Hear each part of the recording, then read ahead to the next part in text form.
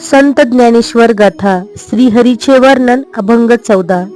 श्रुती स्मृती वचन तो गुह्या गुह्य तोगे बाई, जागता निजता तो निज चेवविता तो गे बाई, परात पर तो रखुमा देवी वरू तोगे बाई।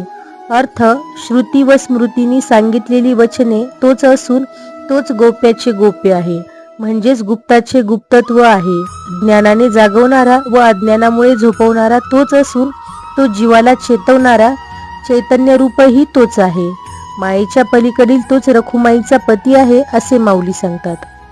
संत ज्ञानेश्वर गाथा श्रीहरीचे वर्णन अभंग 14।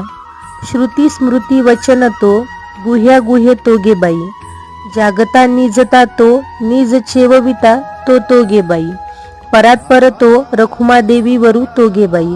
अर्थ, श्रुती व स्मृतींनी सांगितलेली वचने तोच असून